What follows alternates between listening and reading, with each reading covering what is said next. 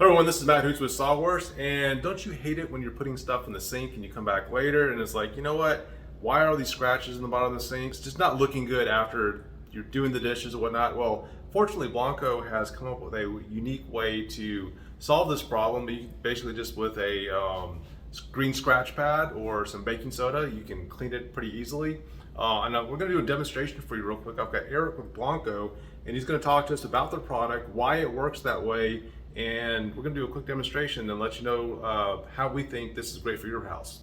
All right, so what we have here is we have sill granite material. Now, sill granite material is made out of 80% quartz sand, which is the toughest part of the granite.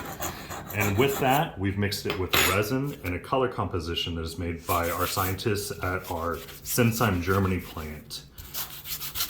Because 80% of the resin of the material is quartz sand and is the hardest part, it makes it extremely scratch resistant. So that way, if you're using your normal wear and tear during your day, you don't have to worry about those untimely scratches. In the event that you do get those, a lot of times a simple green sponge and a little bit of water. For those tougher scratches, you can also use some baking soda and a little bit of water with a little elbow grease.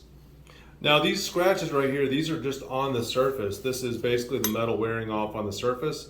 These are not actually scratching and making any scratches into the product itself. So exactly. You can look at this. This sample has been used several dozen times already, and you can see that there's really nothing wrong with the surface. We don't see any scratches like you do like in a softer material. So this is just like that metal just wearing itself on the surface, and let's just show that again. So basically, you have that stainless steel pot, or you have the kids just dumping stuff at the very bottom of the sink.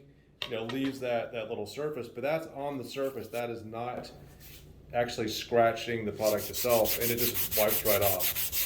So this product is so strong, it's basically wearing the metal off into it first. Actually being scratched.